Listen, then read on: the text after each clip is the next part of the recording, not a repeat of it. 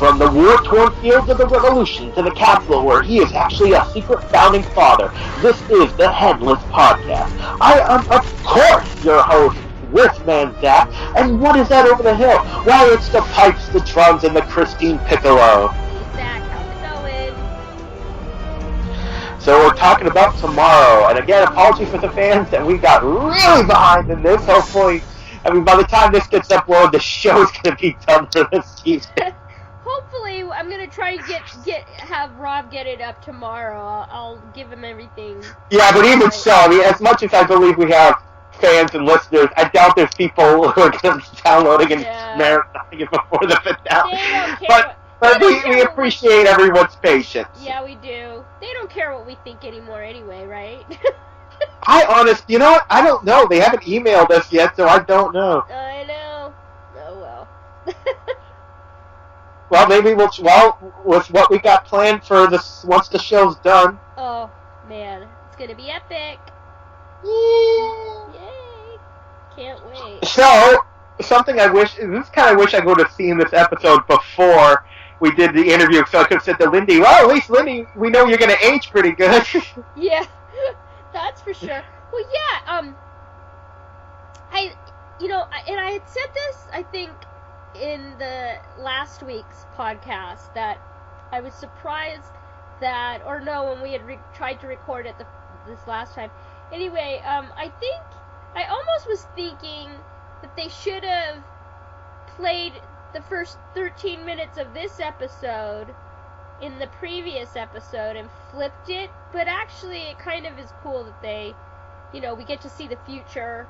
And Jenny is, I love she's teaching these kids about freedom, which was hilarious.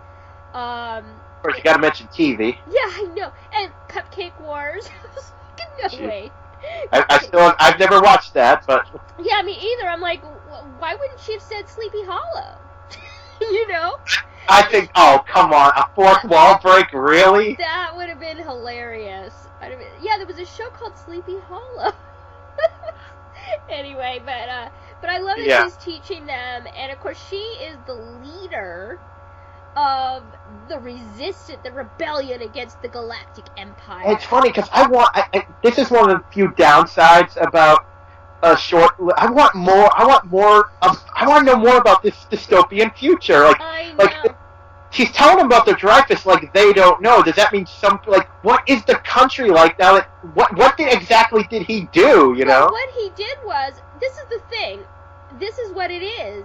You have one person that is dictator over the world, aka, so that would be like the United Nations making the laws for all of the countries around the world, and then you have one person, the supposed, in the book of Revelations it says, that would be the Antichrist, and he brings supposed peace, but they are in charge of everything. They're the ones that, regulate, they regulate your food, they regulate what you can see, what you can, it's not freedom, and so she's trying to teach them, hey, we used to have all kinds of freedoms and choices, but, No, what she says TV, she says as much, I wonder if that means there's still TV, but it's like, TV, propaganda TV. Oh God, can you imagine I want to see what demonic America propaganda is. Oh my God. Well, they could do that. They could do another, like fast forward episode, which would be kind of cool next season. And, maybe something happens that, even though Laura changed everything from being... Well, yeah, and that's something we should mention. They talk about in this episode how the time changes, but she's still there. Right, and I'm still confused about that too. Something we talked about on especially Flash and Legends, it's time travel. Anytime you can make up your own rule, but it still gives you a headache. Yeah, and I'm still confused a little bit, but anyway, I have some comments towards the end of it, but anyway, yeah, and wasn't it cool though to see, okay, so what, she gets the word they're coming, and how cool was it to see all four horsemen, riding up the street, and then they're fighting them and everything, but I gotta say, when Jenny got knocked down, I was like, oh my God, and then, here comes little Laura, aka Molly, and she has been raised by, at this point, Malcolm went found her as a teenager, though. Now, I'm really confused about this because, I mean, I understand, but I don't know. They're like, in her timeline, the mother got turned into the Horseman. She went to because her dad was missing, so she went to the foster care system. Well, but I'm surprised Jenny would have let that happen. Well, we don't know what happened with Jenny, even. Exactly. I mean, like, all we know is that, she's part of the Rebel Alliance, obviously. And so, yeah, I mean, there's a lot of stuff that, obviously we don't know, we don't learn, we don't know how instant the takeover. Oh God, I really want to get more of this. But okay, so we see Jenny fighting back, but we get I know when she gets killed. Oh my God! Can I just say it was literally it was like getting punched in the gut. I mean, I was like, no! Imagine how Jenny felt. Oh my God! I was like, no way! She just killed. And then, but I love the moment where Laura gets to see part of Diana, and so that's how she knew that Dreyfus had been lying to her this whole time. And but what do you think of that Delilah dagger? Was freaking awesome. Well, I wonder if they mean Delilah, like that's the knife she used to cut Samson's hair. Right. And by the way, we didn't mention it in the last thing, but oh no, it's coming up. Never mind. Go ahead. So yeah, so that was really cool. It's something we discussed in early episodes, like when her not telling anyone about Dreyfus. Like, again, you got to remember, she's still a kid. Right. Like, so, and it makes sense. Like, if she loses her mother and she doesn't know the truth, and Dreyfus filled her head with lies for years, so it makes sense that she would trust him. Well, yeah, and the other thing too that was very interesting is how Laura, she describes that Malcolm had her do all kinds of stuff for him, and she feels guilty about that, which is interesting. There's like there's a couple of moments where she mentions that, and so she has to deal with that guilt, knowing that But how is she gonna know? I mean, she trusted him, and so she can't really blame herself that much for it. But yeah, and so then I mean, how awesome was it? Then she goes and she brings the Delilah dagger to Malcolm, who then drops the ball himself because she's telling him about Jenny, and then he's like, well, you can't believe anything that she says, nothing of, and about your mother, and she's like, well, I didn't say anything about my mother. She didn't say anything about her mother or whatever.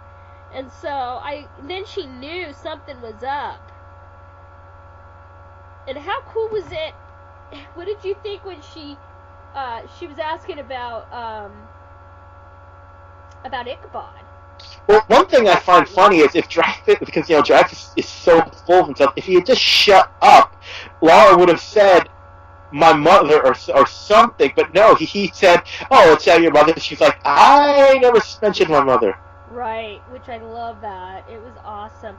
And by the way, I just wanted to mention that we trended for a couple of hours on Friday. Hashtag Sleepy Hollow did. Anyway, I'm looking. There were notes. Oh, there it is. The Bahara. That's what it is. The weapon. Okay. Anyway, sorry. Go ahead. Well, it looked a lot like, because my sister has some Buddhist stuff to remind me of the cool stuff like a Pobar or that kind of different names. But it looked like, I'm pretty sure I think my sister has something like that actually. Yeah. Because we both have a lot of spiritual items. Right. So it was interesting to see something like that. Exactly. Oh, and how about when Laura visits old Ichabod? Oh my God. Okay. Remember we were trying to figure out, is he old? I mean, he was looking pretty shaggy there, man, I gotta say. But he's still, it's hard to make Tom Meissen look old and decrepit, I gotta say. But, yeah, and I think, I'm looking for the tweet right now. If I remember correctly, Albert Kim said something about... Oh, I love when she says there's no such thing as witness. He goes, no, that is Dreyfus talking. Yeah. Let's see. Wait a minute. Oh, crap. I forgot what the, I'm looking for... He made mention of... Hold on.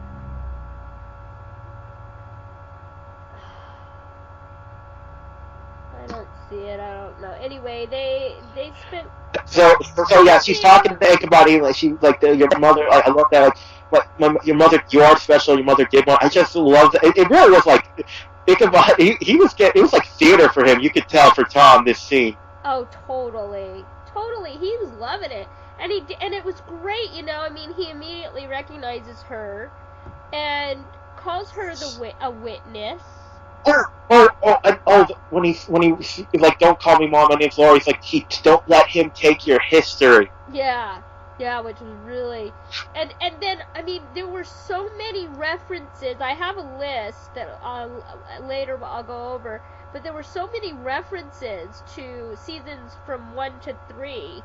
That they did flashbacks. They mentioned so many things, and one of the things was, I love that when he talked about Katrina, and her time traveling spell, and you have to convincing her you have to go back. It's the only way that you're going to be able to save your mother and change things, is you've got to stop it, and convinces her to go back. And so I was so glad that she trusted him enough. Yeah, I know. Like, this is another example of something that so many stories before did wrong. Like, she kind of was like, no, that's not true, but she's not an idiot, you know what I mean? Right, it wasn't the truth. When she saw the truth, she immediately was like, oh, okay, everything is complete bull. I'm switching sides now. Right, exactly. And how... what did you think? I could not believe... So she does the spell and opens the portal, but what I don't... Could you believe that, Dreyfus, of course, is going to try and stop her, but he actually shot at her. Well, okay. The thing about this scene is, one thing I made a note of this, is him trying to justify his actions. Yeah, which was like, seriously, dude? I mean, what the hell is that? Like, oh, fate. It's he's such a businessman with an ego, you know? Mm-hmm. Well, yeah, I mean, listen, he's used to controlling everything and manipulating people to do his bidding. And I mean, that's what he's masterful at, obviously, as a businessman. And so it's just very interesting. So anyway, but yeah, I love she goes back in time, and then, oh my god, we had to relive the whole shooting of Ichabod transformation again. That was another torture. I have to rewatch that again. Well, you were saying, like, was he actually trying to kill her? And it's a hard thing to guess, but it's like, again, he's a desperate man. In a lot of ways, he's like a little kid, because if he's not getting his way, he freaks out. Right. Well, and I think they established, if I remember, it's been like 15 years, or it's been a long time. Right, and we also remember this whole thing started because he was mad he wasn't getting attention. Right, exactly. Yeah, that's right. From the get-go, because his partner was getting all of the accolades, and he wasn't. It's a whole ego thing with him. And, exactly. And of course, yeah, anyway. But yeah, and then of course, we had to rewatch the whole shooting again. But how were you shocked when she used the Delilah dagger and stabbed Ichabod, who was, war at that point and drew blood, and the reason why was because he hadn't attached to the Avatar completely yet. Right, which I'm fine with. But how about when Dreyfus tells, Ichabod, War to kill them both? Yeah, I know, and he's like, okay. It's like, run! And of course they get out of there, but and then he was surprised when he saw that he was injured. But you know what I was kind of upset we didn't get to see Headless this episode. I mean, I understand the whole, he was injured too, but shouldn't he have been in the coffin restoring himself? Well, no, because he was so weak he couldn't even move from where he was. They need to, the whole point, it's not the coffin that, I don't know exactly, but they need to charge his... They need to charge the axe. Yeah. Right. I guess so. Death staff, whatever. But yeah, so yeah, that whole scene, the whole first 13 minutes of the episode was just epic. The whole thing. Absolutely loved it. And I'm like, oh man, where's this going now? and then what happens, they get to the vault and tell Jenny the bad news, and Alex and Jake. Yeah. But how about when they're in the car and she's calling Molly and Laura is saying, trippy. like, that was crazy, that thing. Because I thought, oh my god, like, okay, so now it's like, is there, I kept thinking, oh my god, is there going to be a rip in time continuum, or, you know, I don't know. It's trippy to have young Molly and then older Molly, but now older Molly has no clue about anything. She's essentially stuck in this timeline now, just like Ichabod. Well, I wonder what, like we said in the last episode, like what, I mean, because any show with time travel, you can essentially just, especially if it's one with magic, you can make up your own rules. Right. Well, but I mean, she's still there after time. Like she says in the scene in the car, Molly, because Crane became War instead of you, my timeline will not happen. Right, so then the question is, how does the witness Saul get from young Molly to old Molly? I'm still confused about that. Well, yeah, and it is. Oh, and that's an interesting one. Because does that mean technically right now there are 3 witnesses? Well, I know. That's what I mean. It's like I'm so confused by the whole thing. Like, I feel like Molly is still the witness at this point.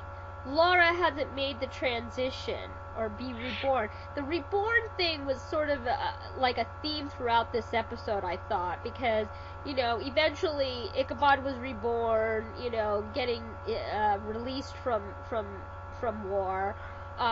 Henry was reborn, obviously, and then you had Laura, who was injured by war, but then is sort of reborn and. Well, but she was injured in her mind, so. Anyway, well, she was injured, though, when they were doing the, you know, we'll get there. I'll talk about it.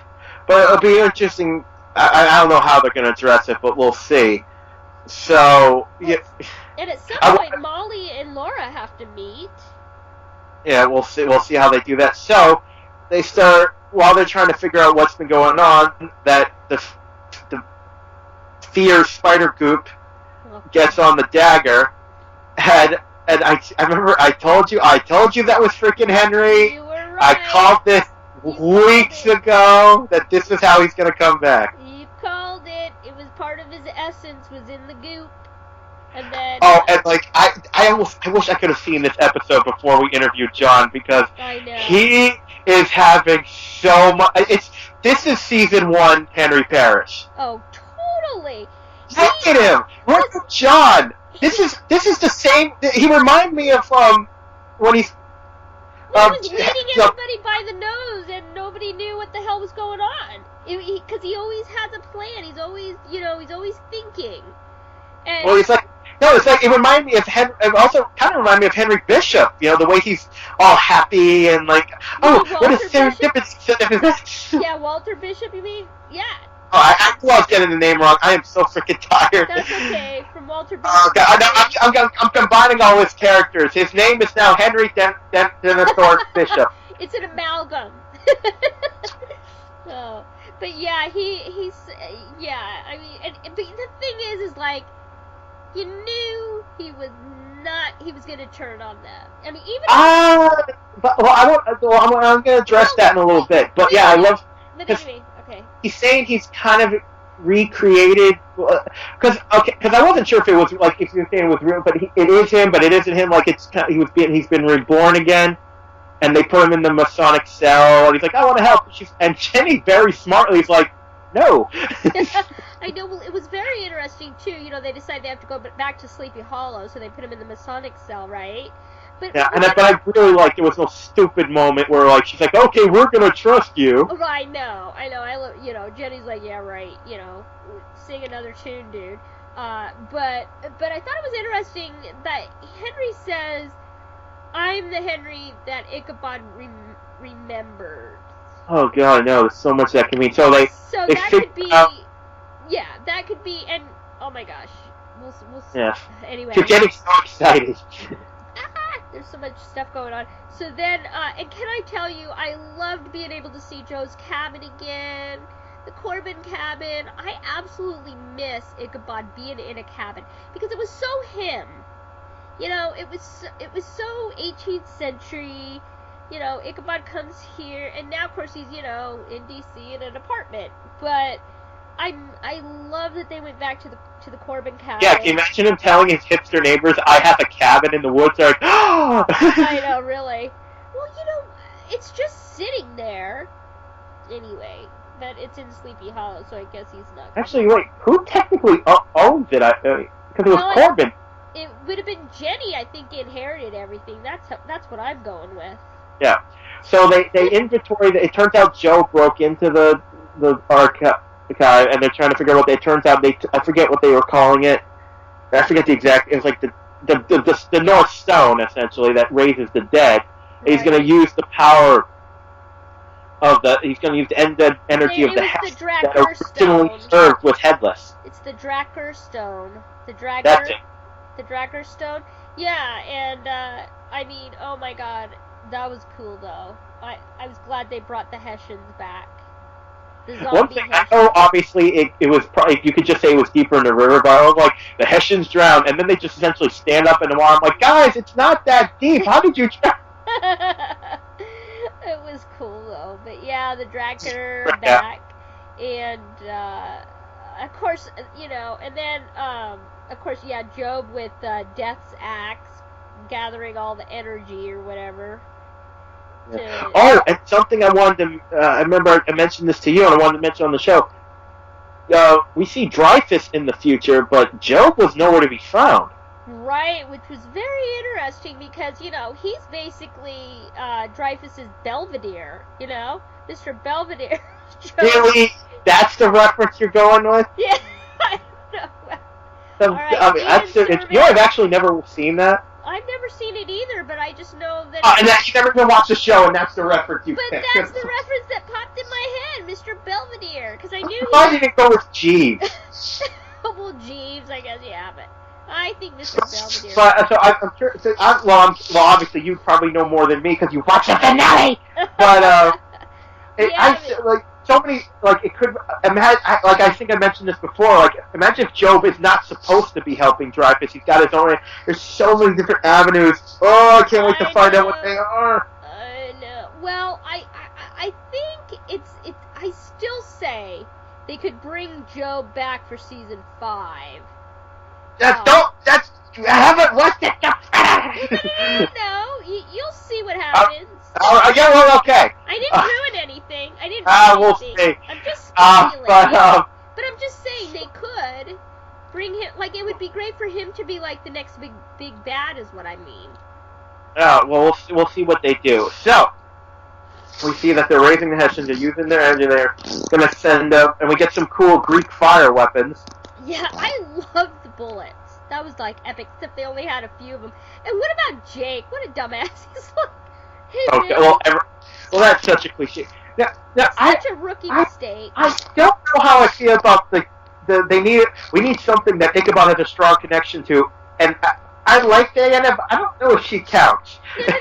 No. It was she needed, Laura needed to have a strong connection with somebody. And she's no, I think it was Ichabod. They need a strong connection to Ichabod. No, it wasn't. It was Laura needed to have a strong bond with somebody, and it would be Diana. I think, because wouldn't it have been natural to have Ichabod?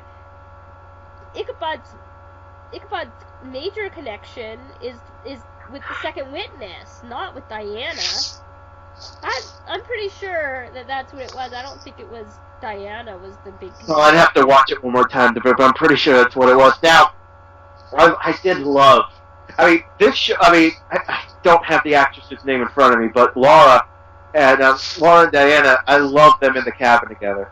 Oh, I know. They were so cute. And I mean, the mother-daughter, there were several mother-daughter conversations. The one in the car, and then in the cabin. You know, I love those, the dialogue between them. And you could see that, you know, yeah, they still have a connection. I mean, they're still mother-daughter. Exactly, and to do it with these two actresses who haven't had a lot of time together, that's skill. I know. Well, that just goes to show, I mean, everybody on this cast is phenomenal. They're great actors. They, you know, I think too what helps, I think everyone, the cast and the crew, but I just think the cast members, the newbies that came on, I think they all really melded together well. They work well together. I think that they all are happy to be there. They all seem like, you know, seems like this, you know, the set. When I talked to Lindy at the press room, I mean, I just talked to her privately, briefly, and she just said that, yeah, that, you know, the set, everybody on this, you know, the set had a good vibe to it. I just think everybody's happy, and I think that allows them for, you know, for those connections, those natural connections to happen. And I think it's very important with a show like this, because it is fantasy, you know what I mean? And so they have to be able to connect actor to actor and character to character. And I think that I think the entire cast has done a phenomenal job this year, because I had my doubts. Well, I told you I had my doubts. But I think it's worked. I feel like it's worked. Well, yes. Well, the thing is, I've always said that a great way to tell how a cast actually gets along is to watch the blooper. I know. I can't wait to see the bloopers. Well, have they ever? I don't think they ever have for this. Yeah, they put them in the DVD. There's always. Okay, so I'm gonna have to search online and see if I can find it, because if you look at the bloopers, if people are never laughing during bloopers, then they're not getting along. You know, if they're always pissed off when someone else, they're not really getting along. I mean, but if like during every scene, like even the most serious scene, if the cast members just start burst out laughing, you know they're friends. Right. Okay. I've always said this. So Laura, the actress, is Gabrielle Seychelles. I don't know how to say That's it. And yeah, I'm really liking her in this show. We see that Jenny and the team she's in her mind. They're fighting the Hessians, and we also see. I'm loving the scene. I love that part. Oh, it was so epic when War comes in and she's like beating her back with like she's saying this and it's like we are witnesses, and Ichabod. Oh God, I love Tom so much. Yes, when we War are. swings the sword, Ichabod stops them. Yes, we are. Oh my God. That was just epic, and you know, and she got cut, right? So she was injured, and I loved the moment, you know, of course he's got her in his arms, you know, but when he repeats the witness stuff that's in about the witnesses in the Bible, that they breathe fire through their mouths and whatever, and she's like, that's from the Bible. It was like they were reborn as the two witnesses. That's sort of what I took from it. But oh my God, that whole scene was amazing. And I mean, they did a good job, because you had to remember, you know, they had to figure a way to depict him psychologically melding to the Avatar, and they did a good job at that, you know. Oh yes, I think very much so. And and then Ichabod uses the power of the Horsemen of War to defeat the Hessian zombies. I mean, oh my God. Epic. You know what I called it? I called it Whack-a-Hessian. Instead of Whack-a-Hessian, of course you did. It was like Whack-a-Hessian. It was fantastic. He comes in... Now, did you say Ichabod had the mark on him after he transformed? Okay. Yes. If you go back... Where do we see it? Because I want to find it while we're still podcasting. Okay, you see it. Okay, he's holding her, and on his right kind of wrist area, you see that symbol that Dreyfus has on his arm. The Dreyfus. So like, it's when they're still in Ichabod's mind. Yeah, they're together and they're talking about the Bible, whatever. And he's holding Laura, and they're talking about the Bible, if you look on his right sort of upper arm little area, wrist area, there's the symbol of... Oh my God, you're right. I told ya. Yep. And so what does that mean? I think his witness is, his soul is then, it's the mark of the beast. Technically, at this point, he hasn't transformed back from the horseman yet. Right, but, well, we'll see what happens. Wait a minute, is that his arm or her arm? That's his arm. Look. Are you sure? I'm positive. Look at I honestly can't tell because the way it's positioned. No, it's his. It's his arm. I'm positive. Here. Okay, well, he hasn't fully transformed back, so that could... Because technically, while this scene is going on, he's still war. Right. Right, technically, yeah. He's in control of the Avatar, is what it is. Hold on a second. Yeah. It's gonna, double check, but I know I'm right. I love when he transforms back, but I love when Dreyfus is just freaking out. It was awesome. Finally. Little shit. Like a little kid going, why, where's my horse not a war? I want my horse to war. How hilarious was it, though? Because then all of a sudden Henry shows up out of the blue. Like, strange man in the woods, I'm just supposed to, believe the son of Ichabod, and, that was fantastic. It's kind of fun knowing more than the villain, because we're all like, we know who he is. Right. And it was great because, and we see Job, and we found out Job got him out of the cell. And what? Job is the one that freed Henry. Yeah, which is like, he's like, oh, thanks for freeing me. I was like, okay. And so he knew, maybe Job knew something was gonna happen. I don't know. Okay, I'm looking at this right now again. He killed the Avatar. Hold on a second. But I was just looking at that scene. And I want to make a few. Okay, so it is his arm. It's his wrist. See, he's holding his hand is on top of hers, and you'll see it in a minute. I couldn't tell if it was like her, but we'll see if that's. I don't know, but maybe we can tweet one of the writers. Maybe one of them will tell us. But I love when the way Henry keeps saying, "I am the son he remembers." What does that mean? It's like, oh. It means something, man. I'm telling you. Well, yep. See, it is. It's Ichabod's hand. It's Ichabod's wrist. Yeah. Now, I just love how. Like he said, he's like rightful heir, the right term for his right. I'm the rightful war, whatever. But and then you gotta wonder: does he have a plan of his own? That's what. See, you were saying Henry switching sides, but the thing you gotta remember, Henry's on his own side. Well, true, but I'm really praying. He cares about Dreyfus? Well, I want to see more of Ichabod and Henry, going toe to toe.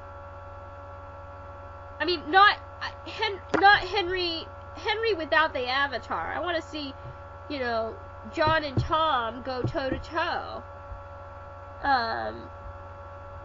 Anyway, it was such an I love this episode. I thought that there are still so many questions. I still am confused about the whole, how can Laura be here? How is this timeline thing gonna work? I don't know. But the other thing too is, though, now Laura has the knowledge of those crystals. So maybe if we get another season, they could, they might use that more or something. I don't know. But this was the point that I wanted to make.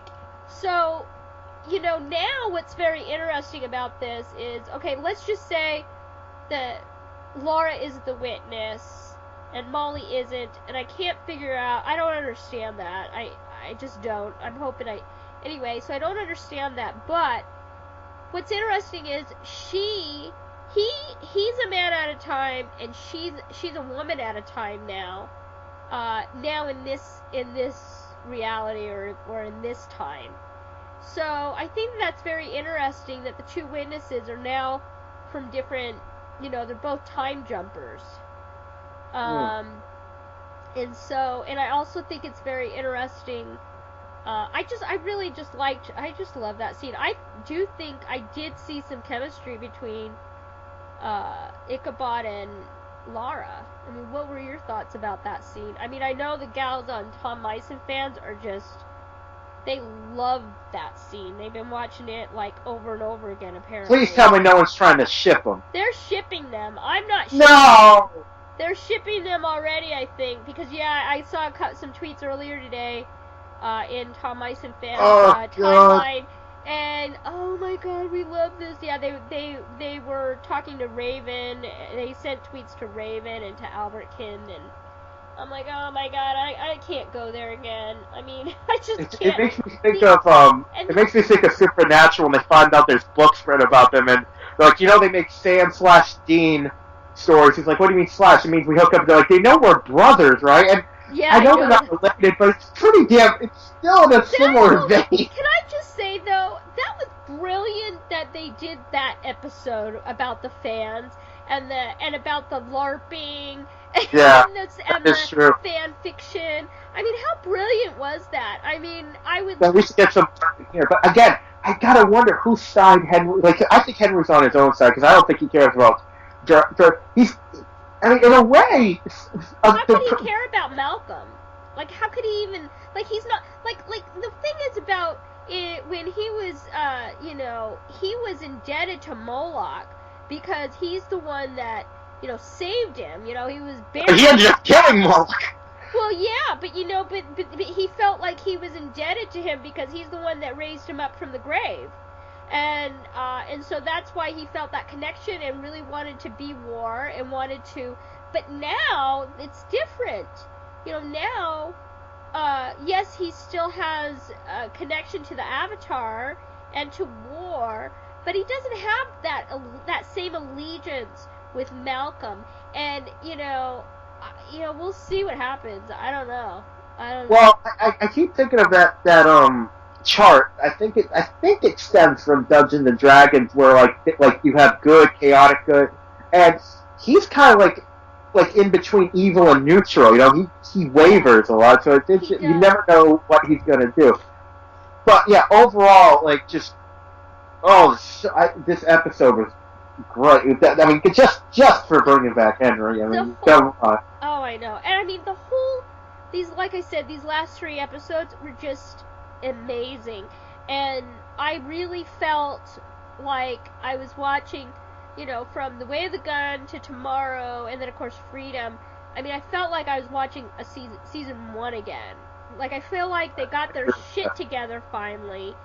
But as much as I want more episodes, I feel that they don't... That's the point. A good one makes you... A good show, when it ends, you are sad that it's over. Exactly. And this year, I'm sad it's over. Last year, I was devastated. I mean, honestly, thank God I had surgery, that Monday and was in the hospital a week. And then I didn't even think about it for 3 weeks. So thank God for that, because I was so devastated. The fandom was devastated. And I didn't even really, honestly, was like, I don't even want the show back again, because I was so mad. And I felt like they used our Ichabod hashtag. I mean, there was a lot of things that went on that was not cool. And, not to mention the fact that I just felt like we were just lied, nothing beats a good blindside. Remember that line from the Art of War? I mean, we were blindsided. But this season, I mean, I enjoyed it. I mean, I think that, like I said, the cast has been great. I think they all are, working well together.